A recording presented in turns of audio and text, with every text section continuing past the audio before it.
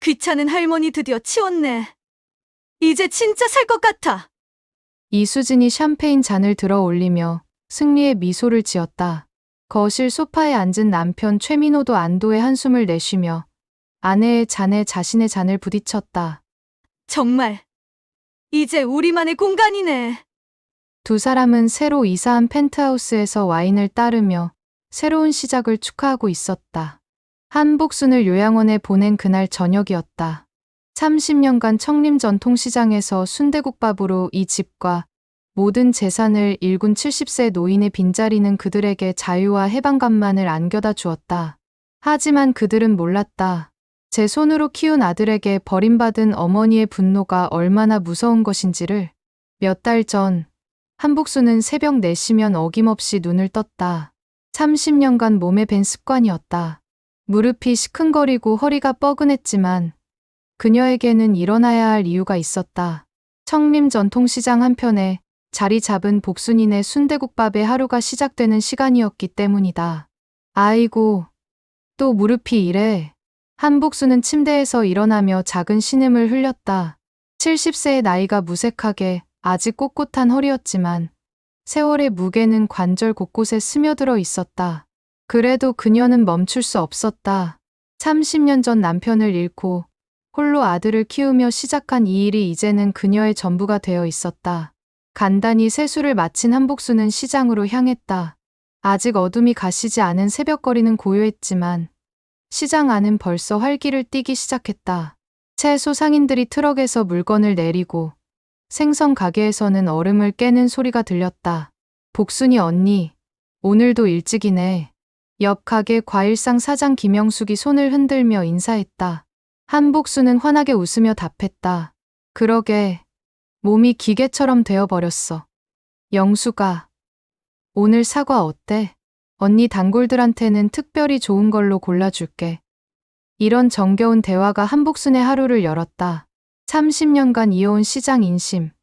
서로 의지하며 살아가는 상인들의 따뜻함이 그녀에게는 가족과도 같았다.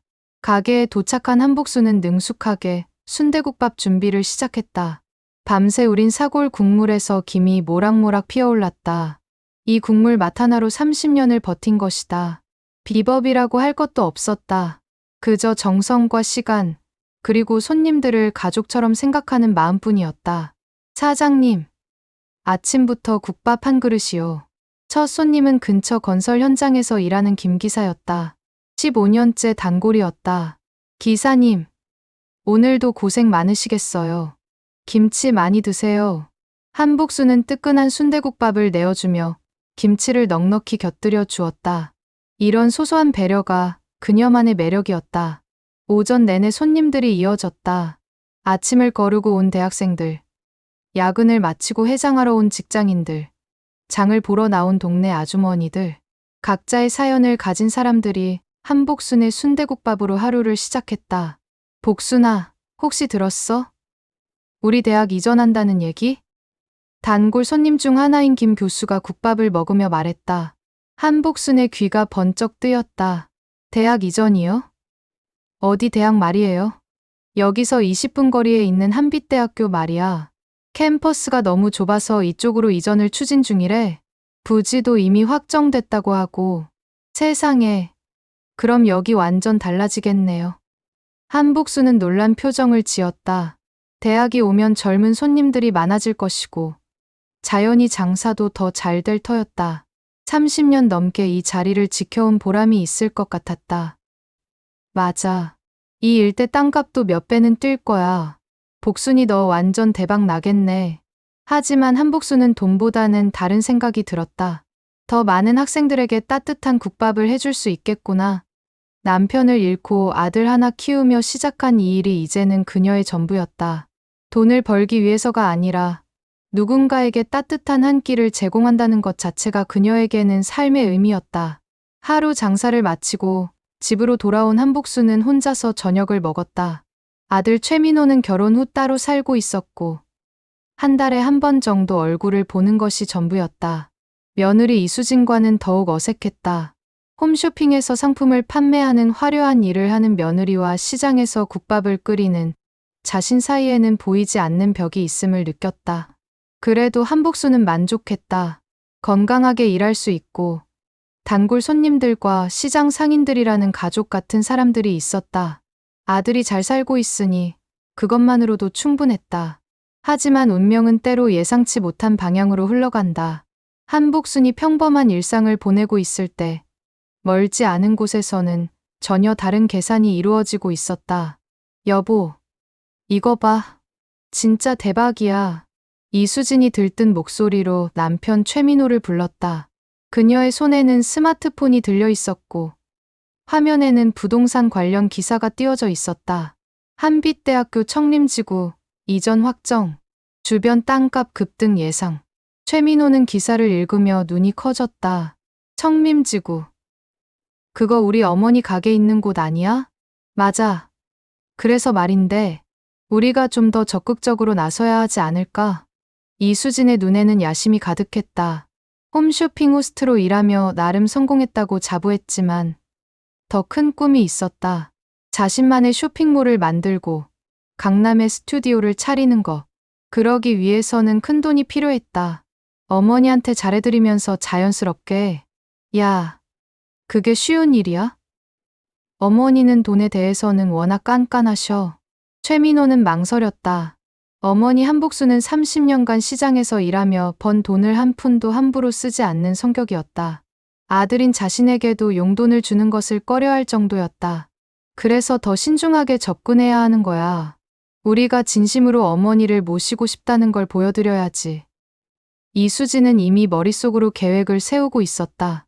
며칠 전부터 가상화폐 투자로 큰 손실을 본 남편의 사정도 알고 있었다. 최민호가 수천만 원을 날렸다는 사실을 시어머니가 알면 큰일이었다. 어떻게든 돈을 구해야 했다. 우선 자주 찾아뵙자. 그리고 어머니가 좋아하실 만한 선물도 준비하고. 그래도 어머니는, 여보, 생각해봐. 어머니 혼자 계시면서 얼마나 외로우시겠어. 우리가 함께 살면서 효도하면 어머니도 좋아하실 거야. 이수진의 설득에 최민호도 조금씩 마음이 기울었다. 사실 어머니에 대한 죄책감이 없지 않았다.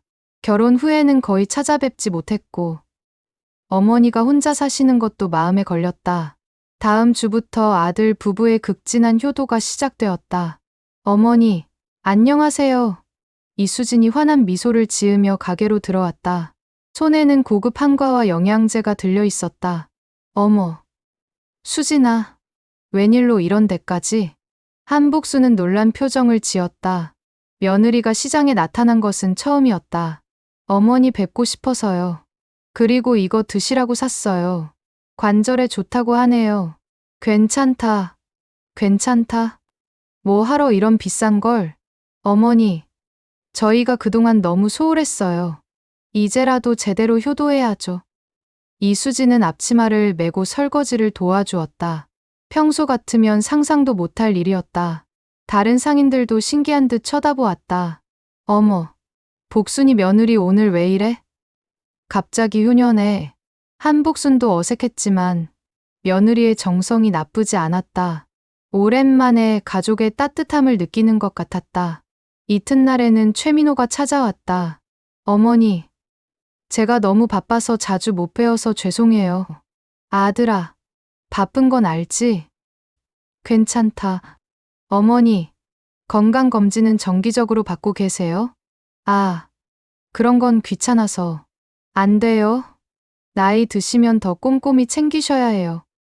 제가 좋은 병원 예약해 드릴게요. 아들의 관심에 한복수는 기뻤다. 30년간 아들만 바라보고 살아왔는데 이제야 아들이 자신을 챙겨주는 것 같았다. 일주일에 2번씩 아들 부부가 번갈아 찾아왔다. 가게 일을 도와주고 어깨를 주물러주고 맛있는 것을 사다 주었다. 한복수는 조금씩 마음을 열어갔다. 어머니, 혼자 계시니까 외롭지 않으세요? 어느 날 이수진이 조심스럽게 물었다.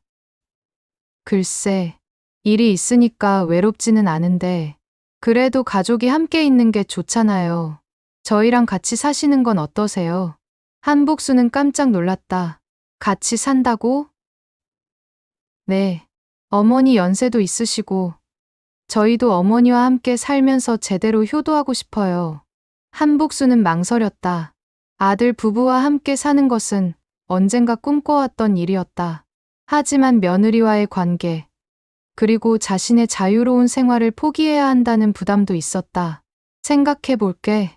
갑작스러운 일이라서. 네. 천천히 생각해 보세요. 저희는 언제든 준비되어 있어요. 그날 밤, 한복수는 잠을 이루지 못했다. 아들 부부의 정성스러운 관심이 고마우면서도 왠지 모를 불안감이 엄습했다. 30년간 혼자 살아온 터라 누군가와 함께 산다는 것이 쉽지 않았다. 하지만 며칠 더 지나면서 한복순의 마음도 기울기 시작했다. 아들 부부의 진심 어린 효도가 계속되었고, 특히 이수진이 가게 일까지 도와주는 모습에 감동했다. 어머니, 이 집 정말 힘드시겠어요. 새벽 4시에 일어나시고 30년 해온 일인데 뭘. 그래도 이제는 좀 편하게 사세요. 저희가 어머니 모시고 살면서 가게 일도 같이 하면 되잖아요. 이수진의 말에 한복수는 점점 마음이 움직였다. 사실 최근 들어 몸이 예전 같지 않았다. 무릎도 아프고 새벽에 일어나는 것도 힘들어졌다. 아들 부부가 도와준다면 훨씬 수월할 것 같았다. 3주가 지나고 한복수는 마침내 결심했다. 그럼 한번 같이 살아볼까? 이수진과 최민호의 얼굴에 환한 미소가 번졌다. 하지만 그 미소 뒤에 숨겨진 진짜 의도를 한복수는 알지 못했다. 한복순의 승낙을 받은 후 아들 부부의 행동은 더욱 적극적으로 변했다. 어머니, 저희 집으로 이사 오시기 전에 법적인 문제부터 정리해야 할 것 같아요. 최민호가 진지한 표정으로 말했다. 법적인 문제? 가게랑 건물 말이에요. 어머니 나이도 있으시고 혹시 무슨 일이 생기면 복잡해질 수 있잖아요.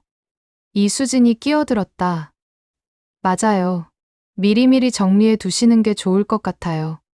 세금 문제도 있고요. 한복수는 고개를 갸우뚱했다. 세금 문제? 어머니 혼자 계실 때는 괜찮았지만 저희랑 같이 살게 되면 상황이 달라져요. 그리고 요즘 대학 이전 얘기 때문에 이 일대 부동산 시세가 많이 올랐잖아요. 최민호의 설명에 한복수는 점점 혼란스러워졌다. 30년간 단순하게 장사만 해온 그녀에게 법적, 세무적 문제는 너무 복잡했다. 그럼 어떻게 해야 하는데? 가장 좋은 방법은 미리 증여를 하시는 거예요. 이수진이 마치 오래전부터 준비한 듯 자연스럽게 말했다. 증여? 네. 어머니가 저희한테 미리 재산을 넘겨주시는 거죠. 그러면 세금도 절약되고 나중에 상속 문제도 복잡하지 않아요. 한복수는 당황했다. 아니, 그게 갑자기 그런 큰일을. 어머니, 걱정하지 마세요.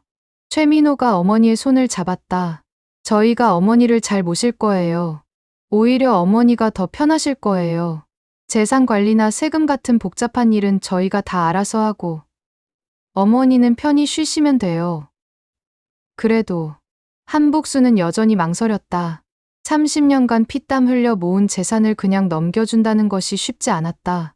어머니, 저희가 누구예요? 아들이고 며느리잖아요. 이수진이 상냥하게 미소 지으며 말했다.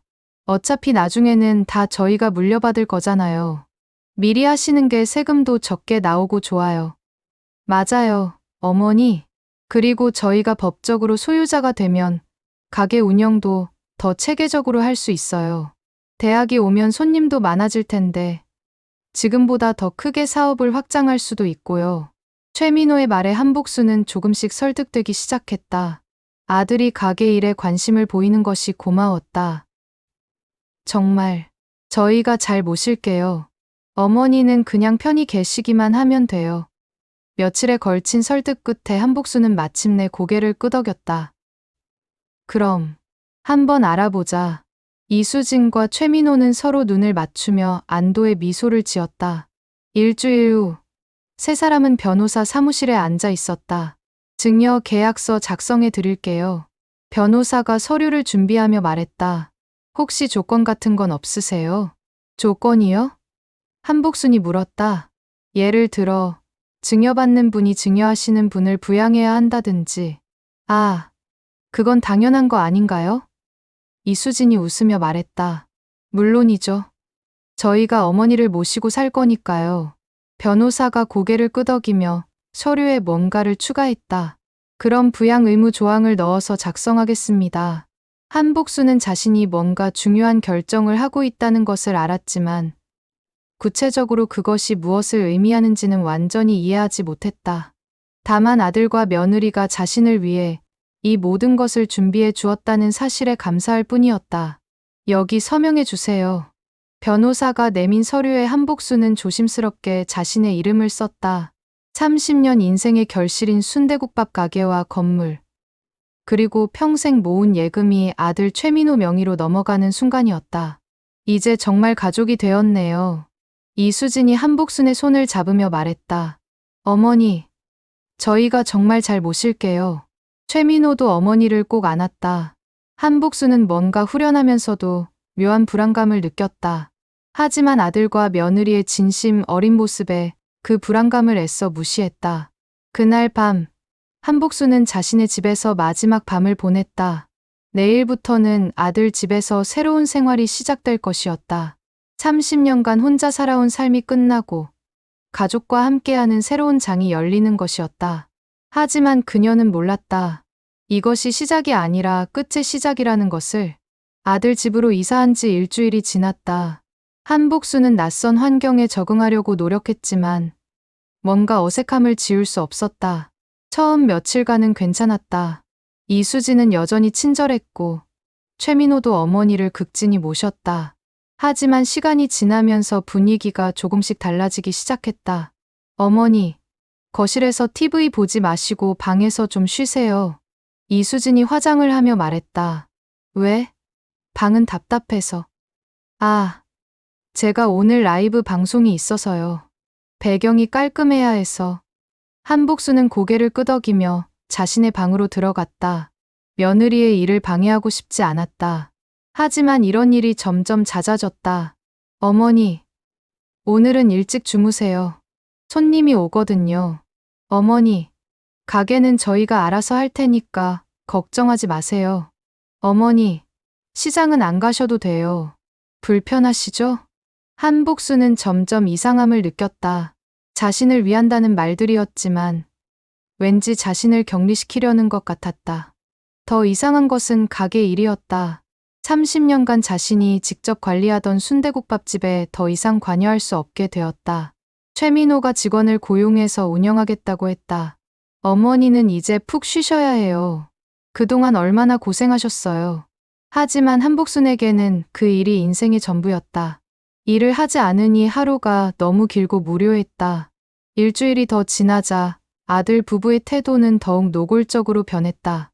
어머니, 건강검진 받으시러 가요. 어느 날 아침, 이수진이 한복순을 깨웠다. 건강검진. 갑자기? 예약해뒀어요. 어머니 나이에는 정기적으로 받으셔야 해요. 한복수는 영문을 모른 채 이수진이 준비해준 옷을 입었다. 최민호가 운전하는 차에 올라탔다. 병원이 좀 멀어요? 한복순이 물었다. 차가 시내를 벗어나 외곽으로 향하고 있었다. 좋은 병원이에요. 시설도 훌륭하고. 최민호가 대답했다. 하지만 그의 목소리에는 평소의 다정함이 없었다. 차가 멈춘 곳은 병원이 아니었다. 은빛 요양원이라는 간판이 보였다. 여기가 병원이에요? 한복순의 목소리가 떨렸다. 어머니, 잠깐만요. 최민호가 차에서 내려 어딘가로 전화를 걸었다. 한복순은 뒷좌석에서 점점 불안해졌다. 잠시 후 요양원 직원이 나와서 차 문을 열었다. 한복순 어르신이시죠? 기다리고 있었습니다. 뭐라고요? 한복순은 뒤늦게 상황을 파악했다. 이곳은 병원이 아니라 요양원이었고 자신을 여기에 입소시키려는 것이었다. 민호야, 이게 무슨 일이야? 한복순이 아들을 부르며 소리쳤다. 하지만 최민호는 고개를 돌리지 않았다. 어머니, 여기서 편히 지내세요. 전문적인 케어를 받으실 수 있어요. 아니야. 나는 여기 안 들어가. 집에 가자. 한복수는 필사적으로 저항했지만 요양원 직원들이 그녀를 부축해서 안으로 데려갔다. 엄마! 엄마! 한복순의 절규가 요양원 복도에 울려 퍼졌다. 하지만 아들과 며느리는 이미 차에 올라타고 있었다. 차 안에서 이수진이 안도의 한숨을 내쉬었다. 귀찮은 할머니 드디어 치웠네. 이제 진짜 살 것 같아. 최민호도 고개를 끄덕였다. 이제 우리만의 공간이네. 두 사람은 30년간 순대국밥으로 모든 것을 일군 한복순을 요양원에 버리고 그녀의 재산을 손에 넣은 것에 대해 축배를 들 생각만 하고 있었다. 한복순은 요양원 방에 혼자 남겨진 채 망연자실했다. 아들이 자신을 속였다는 사실, 그리고 자신이 바보였다는 것을 이제야 깨달았다. 내가 뭘 잘못했나. 70세 노인의 작은 신음이 차가운 요양원 방에 홀로 울려 퍼졌다. 은빛 요양원에서의 첫날 밤은 한복순에게 악몽 같았다. 낯선 침대, 낯선 냄새, 그리고 무엇보다 아들에게 버림받았다는 충격이 그녀를 짓눌렀다. 어르신, 저녁 드세요. 간병인이 가져온 식사는 30년간 자신이 끓여왔던 진한 국물과는 거리가 멀었다. 한복순은 숟가락을 들었다가 다시 내려놓았다. 목구멍으로 아무것도 넘어가지 않았다. 밤이 되자 더욱 절망감이 몰려왔다. 한복순은 휴대폰을 꺼내 아들 번호를 눌렀다. 여보세요? 최민호의 목소리가 들렸지만 예전과는 달랐다. 차갑고 건조했다. 민호야, 엄마야, 집에 가고 싶어? 제발 데리러 와줘. 어머니, 거기서 편히 지내세요. 전문가들이 돌봐드릴 거예요. 아니야. 나는 집이 좋아? 내 가게도 있고. 제발 민호야. 어머니, 가게는 저희가 잘 관리하고 있으니까 걱정하지 마세요. 내 가게라고. 내가 30년간. 뚜뚜뚜. 전화가 끊겼다. 한복순은 다시 걸었지만 더 이상 받지 않았다. 그 다음 날도 마찬가지였다. 아들과 며느리는 전화를 받지 않았고 한 번도 면회를 오지 않았다. 일주일이 지나자 한복순은 완전히 기력을 잃었다. 식사도 제대로 하지 않고 하루 종일 창밖만 바라보며 지냈다. 어르신, 이러시면 안 돼요. 담당 간병인이 걱정스럽게 말했다. 가족분들한테 연락해 볼까요? 가족. 한복순은 쓸쓸하게 웃었다. 가족이 어디 있어요? 나를 여기 버리고 간 사람들인데. 2주가 지나고 한복순은 자신의 상황을 받아들이기 시작했다. 아들과 며느리는 자신의 재산만 탐냈을 뿐 진정으로 자신을 사랑하지 않았다는 것을, 30년간 아들만 바라보고 살았던 자신이 얼마나 바보였는지를. 그런 어느 날 한복순은 요양원 정원을 산책하고 있었다. 혼자서 벤치에 앉아 있는데 한 남자가 조심스럽게 다가왔다. 혹시 청림전통시장에서 순대국밥 하시던 분 아니세요? 한복순은 고개를 들어 그를 바라봤다. 40대 중반으로 보이는 남자였는데 어딘지 낯이 익었다. 저는 박태수라고 합니다. 20년 전에 가난한 대학생이었을 때 사장님 가게에서. 순간 한복순의 기억이 되살아났다. 20년 전 가게에 자주 오던 가난한 대학생. 등록금이 없어서 울고 있던 그 학생에게 자신이 몰래 도시락을 싸준 적이 있었다. 태수야. 그 태수야? 네, 맞습니다. 사장님. 박태수의 눈에 눈물이 고였다. 사장님 덕분에 제가 대학을 졸업할 수 있었어요. 그런데 어떻게 이런 곳에. 한복순은 20년 만에 만난 옛 인연에게 그간의 사정을 털어놓기 시작했다. 아들의 배신, 재산을 모두 빼앗긴 일, 그리고 이곳에 버려진 경위까지. 박태수는 이야기를 들으며 분노로 주먹을 꽉 쥐었다. 사장님, 이건 말이 안 됩니다.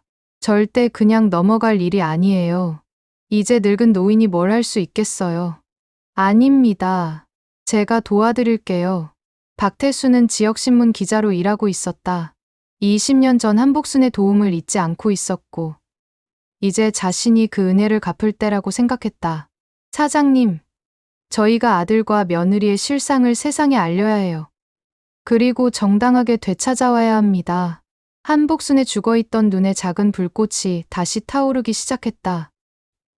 정말 그럴 수 있을까요? 할 수 있습니다.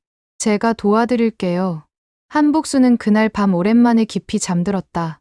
절망에 빠져있던 지난 몇 주와는 달리 마음속에 희망이 생겼다. 20년 전 자신이 도왔던 가난한 대학생이 이제는 자신을 도우러 온 것이다. 박태수 역시 한복순과의 재회에 가슴이 뛰었다. 20년간 마음속에 품고 있던 은혜를 갚을 기회가 온 것이다. 그는 이미 머릿속으로 계획을 세우고 있었다.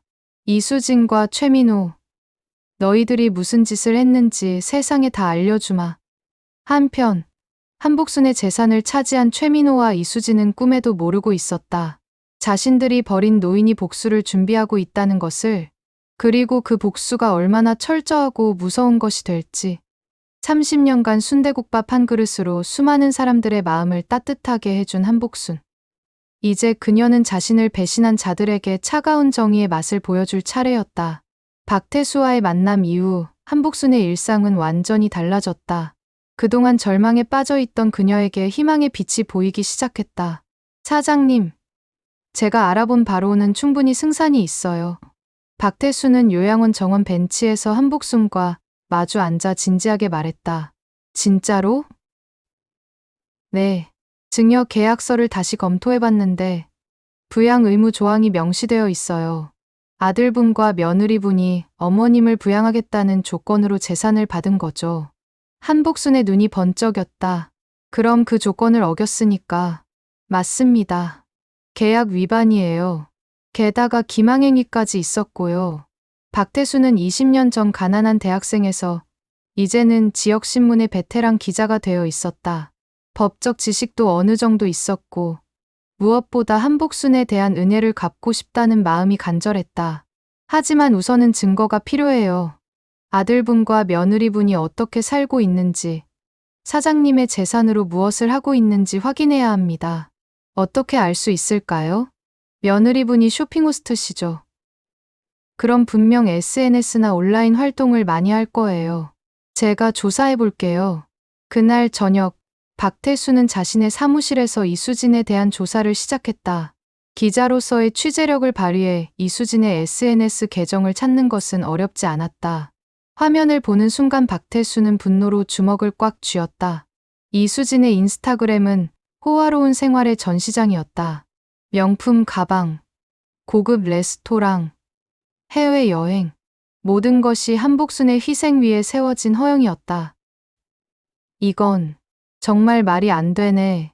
박태수는 스크린샷을 하나씩 저장하기 시작했다. 각 게시물의 날짜와 내용, 그리고 가격 추정까지 꼼꼼히 기록했다. 다음 날 아침, 박태수는 한복순에게 조사 결과를 보여주었다. 사장님, 이걸 보세요. 스마트폰 화면에 나타난 이수진의 화려한 생활에 한복순은 말을 잃었다. 이게 내 돈으로? 네. 이 명품 가방 하나가 사장님이 한 달 동안 순대국밥 팔아서 버는 돈이에요. 한복순의 손이 떨리기 시작했다. 자신이 30년간 새벽 4시에 일어나 끓여온 국물 한 그릇. 한 그릇이 이렇게 허무하게 사치품으로 변해 있었다. 여기 더 가관인 게 있어요. 박태수가 다른 사진을 보여주었다. 이수진이 친정어머니와 함께 찍은 사진이었다. 우리 엄마 생신 축하해요. 제주도에서 특별한 하루 보냈어요. 사진 속에는 최민호도 함께 있었다. 고급 호텔 레스토랑에서 촬영된 듯한 화려한 상차림과 함께 행복한 표정을 짓고 있었다. 이 사진이 올라간 날짜가 언제인지 아세요? 박태수가 심각한 표정으로 물었다. 언제요? 사장님이 이곳에 입소하신 지 3일 후예요. 한복수는 그 말에 주저앉을 뻔했다. 자신은 낯선 요양원에서 눈물을 흘리고 있을 때 아들과 며느리는 제주도에서 며느리 친정어머니의 생신을 축하하고 있었던 것이다. 사장님, 화나시죠? 박태수가 조심스럽게 물었다. 한복수는 한참을 말없이 있다가 고개를 들었다. 그녀의 눈에는 더 이상 슬픔이 아닌 차가운 분노가 서려 있었다. 태수야, 이제 뭘 해야 하지? 우선 변호사를 만나야 해요. 제가 아는 분이 있어요. 일주일 후, 한복순과 박태수는 시내의 한 법무법인을 찾았다. 박태수가 소개한 김정우 변호사는 가족법 전문가로 유명했다. 말씀하신 내용을 종합해보면 이건 명백한 계약 위반이자 기망행위입니다. 김 변호사는 증여계약서와 박태수가 수집한 자료들을 검토한 후 단호하게 말했다. 그럼 재산을 되찾을 수 있나요? 충분히 가능합니다. 부양 의무 조항을 위반했으니 계약 무효를 주장할 수 있어요. 게다가 사기 혐의도 있고요.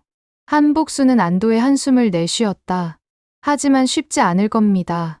상대방도 변호사를 선임할 것이고 법정 다툼이 길어질 수 있어요. 괜찮아요. 제가 각오는 했어요. 한복순의 목소리에는 흔들림이 없었다. 그럼 우선 내용 증명부터 보내보죠. 계약 해지 통보와 함께 재산 반환을 요구하는 거예요. 한편 한복순의 재산을 손에 넣은 최민호와 이수진은 꿈에 겨운 나날을 보내고 있었다. 여보, 이번 주에 부산 촬영 있잖아. 같이 갈래? 이수진이 최민호에게 말했다. 쇼핑호스트로서 그녀의 인기는 날로 높아졌고 각종 행사와 촬영 제의가 쏟아지고 있었다. 좋지. 오랜만에 여행도 할 겸 최민호는 어머니의 재산을 미천으로 여러 사업에 투자하고 있었다. 가상화폐 투자 실패로 입은 손해도 어느 정도 만회했고 새로운 사업 아이템을 물색 중이었다. 어머니는 어때? 연락은 왔어? 이수진이 무심히 물었다. 아니, 별 연락 없어. 뭐 거기서 잘 지내고 계시겠지. 둘 다 한복순에 대해서는 더 이상 신경 쓰지 않고 있었다. 재산만 손에 넣으면 끝이라고 생각했다.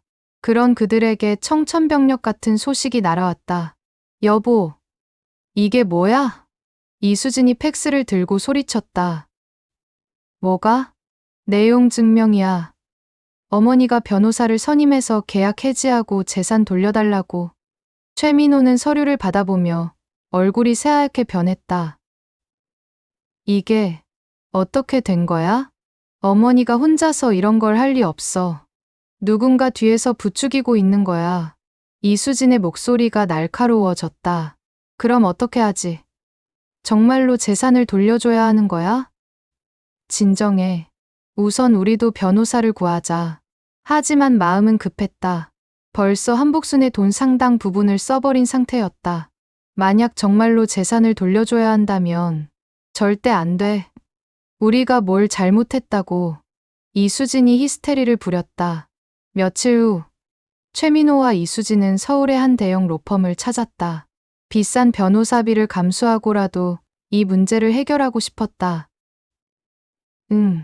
좀 복잡한 사안이네요. 담당 변호사는 서류를 검토한 후 난색을 표했다. 그래도 우리가 이길 수 있죠? 최민호가 불안하게 물었다. 부양 의무 조항이 명시되어 있는 게 문제예요.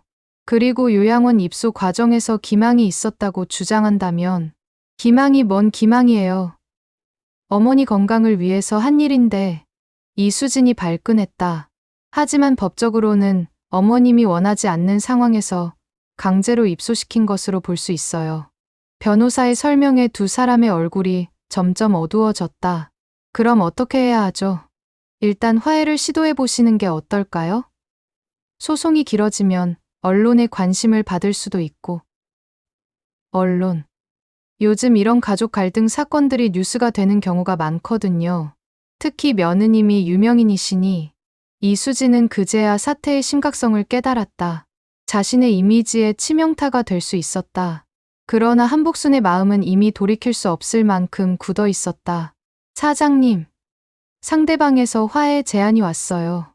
김 변호사가 한복순에게 말했다. 화해요? 네.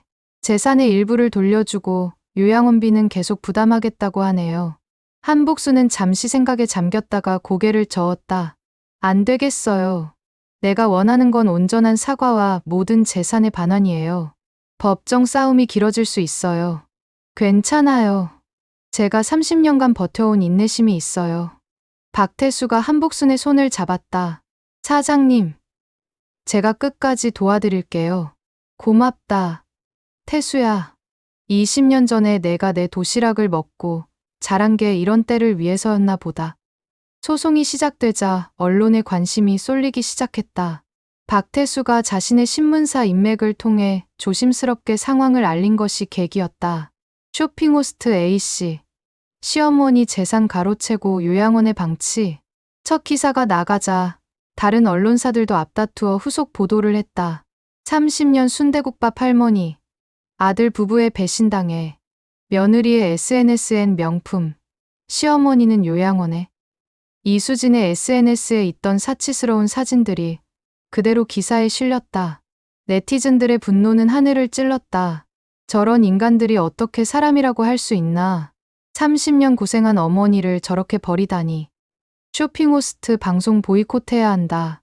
이수진의 쇼핑호스트 활동에도 직격탄이 날아왔다. 시청자들의 항의가 빗발치자 방송사는 당분간 이수진의 출연을 중단하기로 결정했다. 이제 어떻게 해? 내 인생이 망가졌어. 이수진이 울부짖었지만 이미 늦었다. 최민호 역시 직장에서 곤란한 상황에 처했다. 동료들의 시선이 차가워졌고 회사에서는 그에게 휴직을 권했다. 이 모든 게 당신 어머니 때문이야. 이수진이 최민호를 원망했다. 내가 뭘 어쩌라고. 이미 엎질러진 물인데. 부부 사이도 날로 악화되었다. 첫 재판이 열린 날. 법정은 기자들과 방청객들로 가득 찼다. 한복수는 박태수의 부축을 받으며 당당하게 법정에 들어섰다. 반대편에서는 마스크와 선글라스로 얼굴을 가린 최민호와 이수진이 초라한 모습으로 앉아 있었다. 재판장님, 피고인들은 원고를 기망하여 재산을 편취했습니다. 김 변호사가 준비해온 증거들을 차례로 제시했다. 이수진의 SNS 사진들, 계약 과정의 녹음 파일, 요양원 입소 당시의 CCTV 영상까지. 특히 이 사진들을 보시면 피고인들이 원고의 재산으로 어떤 생활을 했는지 한눈에 알 수 있습니다. 스크린에 이수진의 화려한 SNS 사진들이 차례로 나타났다. 방청석에서 탄식이 터져 나왔다. 피고 측 변호사는 필사적으로 반박했다. 피고인들은 진심으로 원고를 모시려고 했습니다. 요양원 입소도 원고의 건강을 고려한 것이고, 하지만 증거는 명백했다. 이수진의 SNS와 신용카드 사용 내역, 그리고 요양원에 한 번도 면회를 오지 않은 기록까지. 한복수는 증인석에서 차분하면서도 단호하게 증언했다. 제가 30년간 피땀 흘려번 돈으로 저들이 호화 생활을 하는 동안 저는 요양원에서 하루하루가 지옥 같았습니다. 제가 원하는 건 제 재산을 돌려받는 것과 진심 어린 사과입니다. 첫 재판이 끝나고 나오는 길에 한복수는 기자들의 질문에 담담하게 답했다. 후회하지 않으시나요? 후회요? 잘못된 것을 바로잡는 게 왜 후회될까요? 아드님과의 관계는 어떻게 되실 건가요? 진정한 사과가 있다면 언제든 용서할 마음은 있습니다. 하지만 지금까지는 변명만 들었을 뿐이에요. 한복순의 당당한 모습에 여론은 더욱 그녀의 편으로 기울었다. 재판이 계속되면서 최민호와 이수진의 상황은 더욱 나빠졌다. 이수진은 방송 활동을 완전히 중단해야 했고, 최민호는 결국 회사에서 해고당했다. 이제 어떻게 살아가지? 둘은 빚더미에 앉게 되었다. 한복순의 돈으로 산 것들은 모두 가압류되었고, 생활비조차 부족한 상황이 되었다. 당신 어머니한테 가서 용서를 빌자. 이수진이 마지막 방법을 제시했다. 그런 뻔뻔한 짓을 어떻게 해? 지금 상황에서 다른 방법이 있어? 우리가 잘못했다고 인정하고 진심으로 사과하자. 하지만 이미 너무 늦었다. 한복순의 마음은 돌이킬 수 없을 만큼 단단해져 있었다. 재판은 한복순의 완승으로 끝났다. 모든 재산의 반환은 물론 정신적 피해에 대한 위자료까지 인정되었다. 피고인들은 원고에게 모든 재산을 반환하고 위자료 3억 원을 지급하라. 판결이 내려지는 순간 최민호는 그 자리에 주저앉았다. 이수진은 이성을 잃고 울부짖었다. 하지만 한복수는 승리의 기쁨보다는 씁쓸함을 느꼈다. 자신이 30년간 사랑으로 키운 아들을 법정에서 이기게 된 현실이 결코 기쁘지만은 않았다. 사장님, 이제 끝났어요. 박태수가 한복순의 어깨를 가볍게 두드렸다. 그래, 이제 끝났구나. 한복수는 법정을 나서며 마지막으로 아들을 바라봤다. 최민호는 고개를 들지 못하고 있었다. 언젠가는 깨닫겠지. 자신이 얼마나 소중한 것을 잃었는지. 한복수는 조용히 발걸음을 옮겼다. 이제 새로운 삶이 시작될 것이었다. 재판이 끝나고 몇 개월이 지났다. 한복수는 자신의 모든 재산을 되찾았고 위자료까지 받았다. 하지만 승리의 기쁨보다는 복잡한 감정이 그녀를 지배했다. 사장님, 이제 정말 끝났어요. 박태수가 한복순과 함께 청림전통시장을 걸으며 말했다. 두 사람은 재판이 끝난 후 더욱 가까워졌다. 박태수는 한복순에게 아들 같은 존재가 되어 있었다. 그래, 끝났구나. 한복수는 자신의 순대국밥집 앞에 서서 감회에 젖었다. 몇 달간 다른 사람이 운영했던 가게는 예전 같지 않았다. 단골 손님들도 많이 떠났고 맛도 달라져 있었다. 다시 시작하시겠어요? 글쎄, 이 나이에 새로 시작하기가 쉽지 않네.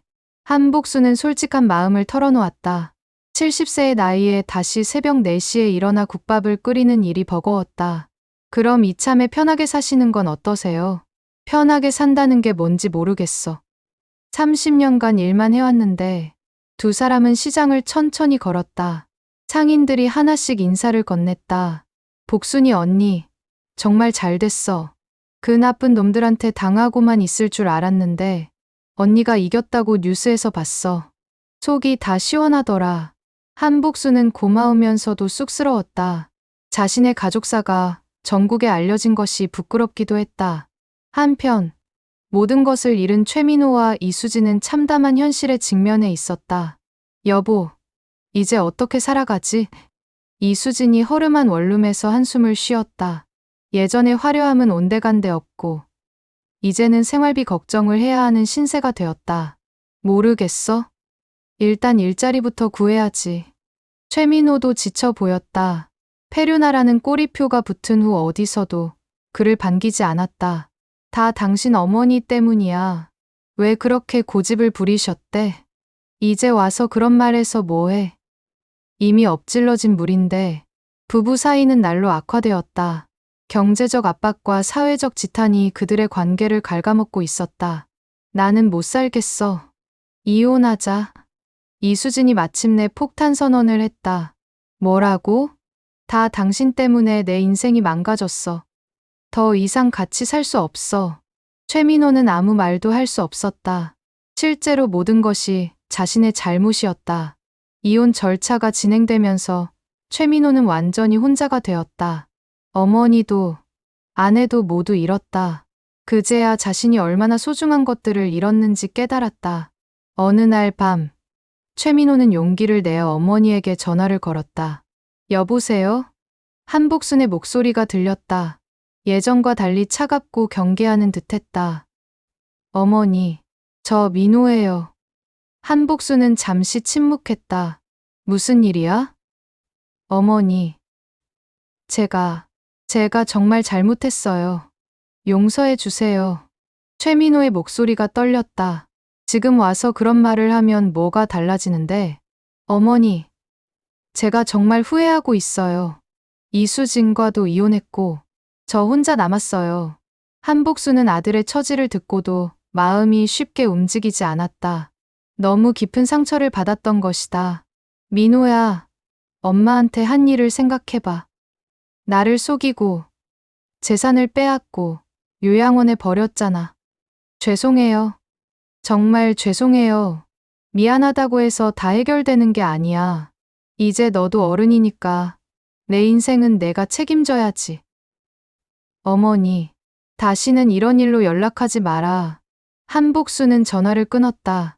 하지만 마음 한편으로는 아들에 대한 연민이 스멀스멀 올라왔다. 사장님, 아드님 전화 받으신 거 맞죠? 박태수가 조심스럽게 물었다. 한복순의 표정을 보니 뭔가 있었다는 것을 알 수 있었다. 어떻게 알았어? 얼굴에 다 써 있어요. 많이 힘드시죠? 한복수는 고개를 끄덕였다. 아무리 미워도 30년간 키운 내 아들인데 쉽게 포기할 수가 없네. 그래도 너무 쉽게 용서하시면 안 돼요. 아드님이 진짜 반성할 때까지 기다리셔야죠. 박태수의 말이 옳았다. 한복순도 그것을 알고 있었다. 그런데 사장님, 요즘 대학 이전 공사가 본격적으로 시작됐더라고요. 아, 그래? 네. 내년이면 학생들이 몰려올 거예요. 이 일대가 완전히 달라질 거라고 하던데요. 한복수는 문득 새로운 생각이 들었다. 태수야, 나 다시 가게 해볼까? 정말요? 응. 이대로 그냥 늙어만 갈 수는 없잖아. 그리고 새로 오는 학생들에게 맛있는 국밥을 해주고 싶어. 박태수는 한복순의 다시 살아나는 의지를 보며 기뻤다. 제가 도와드릴게요. 요즘 SNS 마케팅도 해야 하고, 젊은 손님들 취향도 맞춰야 하고. 그래. 내가 도와주면 든든하지. 한 달 후, 복순이네 순대국밥이 새롭게 문을 열었다. 박태수가 도와 인테리어를 깔끔하게 바꾸고, SNS 계정도 만들었다. 첫날부터 손님들이 몰려왔다. 한복순의 이야기를 들었던 사람들이 응원하러 온 것이다. 사장님, 정말 대단하세요. 그 나이에 다시 시작하시다니. 뉴스에서 봤는데 정말 속이 시원했어요. 이런 분이 진짜 어른이죠. 손님들의 격려에 한복순은 기운을 얻었다. 다시 국밥을 끓이는 일이 즐거웠다. 박태수는 한복순의 이야기를 연재 기사로 썼다. 30년 순대국밥 할머니의 재기 도전이라는 제목의 기사는 많은 사람들의 관심을 끌었다. 사장님, 예약이 벌써 한 달치나 밀렸어요. 세상에, 그렇게나? 네. 그리고 TV 방송에서도 출연 요청이 들어왔어요. 한복수는 갑작스러운 인기에 당황했다. 하지만 나쁘지 않았다. 자신의 이야기가 사람들에게 용기를 주고 있다는 것이 뿌듯했다. 한빛대학교 이전이 완료되고 청림지구는 완전히 달라졌다. 젊은 학생들로 넘쳐나는 활기찬 거리가 되었다. 한복순의 가게는 학생들 사이에서 유명해졌다. 맛있는 국밥은 물론이고 한복순의 인생 이야기가 입소문을 탔다. 할머니, 국밥 하나 주세요. 네. 금방 나갑니다. 한복순은 젊은 손님들을 보며 행복했다. 이렇게 많은 사람들에게 따뜻한 한 끼를 제공할 수 있다는 것이 삶의 의미였다. 할머니, 저 돈이 좀 부족한데. 한 학생이 주저하며 말했다. 됐다. 됐어. 그냥 먹어. 한복수는 웃으며 국밥을 내어주었다. 20년 전 박태수에게 했던 것처럼. 정말요? 고맙습니다. 학생의 밝은 미소를 보며 한복수는 뿌듯했다. 이런 순간들이 자신을 살게 하는 힘이었다. 그로부터 1년이 지났다. 한복수는 완전히 새로운 삶을 살고 있었다. 가게는 날로 번창했고 박태수는 진짜 아들처럼 그녀를 돌봤다. 어느 날 박태수가 심각한 표정으로 한복순을 찾아왔다. 사장님, 최민호 씨가 병원에 입원했대요. 뭐라고? 간암이라고 하네요. 상당히 진행된 상태래요. 한복순은 충격을 받았다. 아무리 미워도 자신의 아들이었다. 혼자예요. 네. 이수진 씨는 이혼 후 연락을 끊었다고 하고 한복순은 한참을 고민했다. 아들에 대한 분노와 모성애가 복잡하게 얽혀 있었다. 사장님, 어떻게 하시겠어요? 한번 가봐야겠다. 병원에 도착한 한복순은 병실 문 앞에서 한참을 망설였다. 1년 넘게 얼굴을 보지 못한 아들이 어떤 모습일까? 문을 열고 들어간 한복순은 깜짝 놀랐다. 최민호는 완전히 다른 사람이 되어 있었다. 야위고 초라한 모습이었다. 어머니. 최민호는 어머니를 보자 눈물을 터뜨렸다. 어머니, 정말 죄송해요. 제가 정말 잘못했어요. 한복수는 아들의 변한 모습을 보며 마음이 아팠다. 병마와 고독이 그를 이렇게 만든 것이다. 많이 아파? 괜찮아요. 그런데 어머니가 와주셔서 고마워요. 최민호는 진심으로 후회하고 있었다. 병을 얻고 혼자가 된 후 자신의 잘못을 깊이 깨달았다. 어머니, 저 정말 바보였어요. 어머니가 얼마나 소중한 분인지 몰랐어요. 이제 알겠니? 네, 너무 늦었지만요. 한복수는 아들의 손을 잡았다. 차가우면서도 마른 손이었다. 민호야, 엄마는 내가 건강해졌으면 좋겠어. 그게 먼저야. 어머니, 일단 치료부터 받자. 나머지는 그 다음에 생각하고. 한복수는 아들의 병원비를 대주기로 했다. 박태수는 처음에 말렸지만 한복순의 마음을 이해했다. 사장님, 너무 좋으신 거 아닌가요? 태수야, 내가 아무리 미워해도 저 아이는 내 아들이야. 병들어 죽어가는 걸 그냥 볼 수는 없어. 최민호의 치료가 시작되었다. 다행히 초기 발견은 아니었지만 치료할 수 있는 상태였다. 한복수는 매일 병원에 다니며 아들을 돌봤다. 어머니, 제가 이런 걸 받을 자격이 있나요? 자격이고 뭐고 없어. 그냥 엄마 마음이야. 정말 죄송해요. 평생 갚을 수가 없을 것 같아요. 갚으려고 하지 마. 대신 앞으로 바르게 살아. 최민호는 어머니의 용서에 눈물을 흘렸다. 자신이 그토록 소홀히 했던 어머니의 사랑이 얼마나 큰지 뒤늦게 깨달았다. 어머니, 제가 정말 다시 태어난 것 같아요. 그래. 이번 기회에 새 사람이 되어라. 치료 과정은 힘들었지만 최민호는 포기하지 않았다. 어머니에게 받은 두 번째 기회를 헛되이 하고 싶지 않았다. 6개월 후, 최민호는 완치 판정을 받았다. 한복수는 아들의 건강 회복을 진심으로 기뻐했다. 어머니, 이제 어떻게 보답을 해야 할지. 보답은 내가 행복하게 사는 거야. 정말 감사해요. 어머니가 아니었으면 저는 정말 죽었을 거예요. 이제 새로 시작해야지. 일자리도 구하고. 최민호는 고개를 끄덕였다. 하지만 페류나라는 꼬리표 때문에 취업이 쉽지 않았다. 어머니 가게라도 도와드릴까요? 너는 내 길을 찾아야 해. 내 가게는 태수가 도와주고 있으니까. 한복수는 아들이 독립적으로 살기를 바랐다. 의존하지 않고 스스로 설 수 있기를 원했다. 그럼 제가 다른 일을 찾아볼게요. 그래. 천천히 찾아봐. 급할 것 없어. 최민호는 작은 배달업체에서 일을 시작했다. 화려하지 않은 일이었지만 성실하게 해나갔다. 병을 겪으며 삶에 대한 태도가 완전히 달라진 것이다. 한복수는 아들의 변화를 지켜보며 뿌듯했다. 비록 돌아온 길이 험했지만 결국 아들이 제자리를 찾아가고 있었다. 사장님, 요즘 많이 행복해 보이세요. 박태수가 말했다. 그런가? 네. 아드님과 화해하신 후로 더 밝아지신 것 같아요. 아무래도 마음에 걸렸던 게 해결되니까 그런가 보다. 한복수는 정말로 평화로웠다. 아들과의 관계도 회복되고 가게도 잘 되고 무엇보다 많은 사람들에게 도움이 되는 삶을 살고 있었다.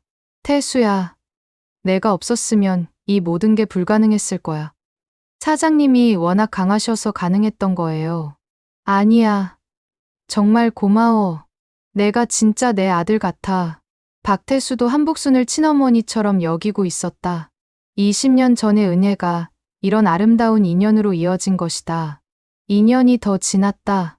청림지구는 완전히 번화가가 되었고 한복순의 순대국밥집은 이 지역의 명물이 되었다. 한복순은 73세가 되었지만 여전히 건강했다. 매일 새벽에 일어나 국밥을 끓이는 일이 그녀에게는 삶의 활력이었다. 최민호는 배달업에서 성실함을 인정받아 관리자로 승진했다. 작은 성공이었지만 그에게는 큰 의미였다. 매주 어머니를 찾아뵙고 가게 일도 조금씩 도왔다. 어머니, 정말 고맙습니다. 뭐가 고마워? 제게 두 번째 기회를 주신 거, 그리고 저를 용서해 주신 거. 그런 건 이제 말하지 마. 우리 앞으로만 보자. 한복순과 최민호의 관계는 예전과는 달랐다. 더 성숙하고 진실한 관계였다. 고난을 통해 진정한 가족의 의미를 깨달은 것이다. 어느 날, 한복순은 가게에서 젊은 커플을 보며 미소를 지었다. 남자가 여자에게 정성스럽게 국밥을 떠주는 모습이 보기 좋았다. 저 모습을 보니 옛날 생각이 나네. 박태수가 옆에서 말했다. 내가 젊었을 때도 저랬을까? 분명히 그러셨을 거예요. 사장님은 항상 다른 사람을 챙기시니까. 한복수는 자신의 삶을 돌아봤다. 힘들고 어려운 일들이 많았지만 결국 의미 있는 삶이었다. 많은 사람들에게 따뜻함을 주었고 결국 아들과도 화해했다. 태수야, 나 참 복이 많은 사람인 것 같아. 당연하죠. 사장님은 평생 남을 도우며 사셨으니까 복을 받으시는 거예요. 그날 저녁, 한복수는 가게 문을 닫고 박태수와 함께 시장을 걸었다. 환한 가로등 불빛 아래로 젊은 학생들이 웃으며 지나갔다. 참 좋다. 이 거리가 이렇게 활기찬 모습을 보니 사장님 덕분이에요. 이 거리의 역사를 지켜오신 분이시니까. 한복수는 자신이 30년간 지켜온 이 자리가 이렇게 번창하는 모습을 보며 뿌듯했다. 처음에는 단순히 생계를 위해 시작한 일이었지만 결국 많은 사람들의 추억과 이야기가 담긴 공간이 되었다. 태수야, 앞으로도 잘 부탁해. 네, 사장님. 제가 평생 옆에 있을게요. 두 사람은 나란히 걸으며 집으로 향했다. 한복순의 얼굴에는 평온한 미소가 떠올라 있었다. 30년간 순대국밥 한 그릇으로 시작된 그녀의 인생은 배신과 복수, 용서와 화해를 거쳐 마침내 진정한 평화에 도달했다. 그녀가 끓여온 국밥처럼 오랫동안 우려낸 인생의 깊은 맛이 이제야 완성된 것이다. 한복순의 길고 긴 복수는 결국 사랑으로 끝났다. 그리고 그것이야말로 가장 완벽한 승리였다. 오늘 한복순의 이야기는 여기서 마무리됩니다. 30년간 순대국밥 한 그릇으로 수많은 사람들의 마음을 따뜻하게 해준 한복순 할머니의 인생 이야기. 어떠셨나요?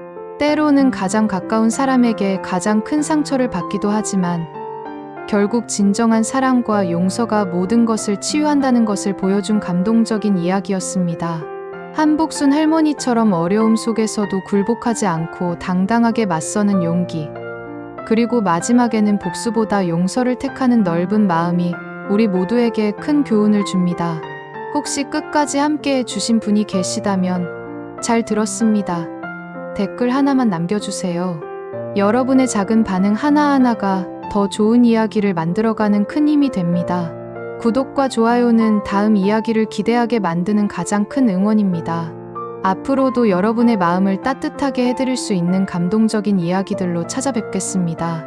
모든 분들께 한복순 할머니처럼 따뜻하고 행복한 일들만 가득하시길 바라며 다음 이야기에서 또 만나요. 감사합니다.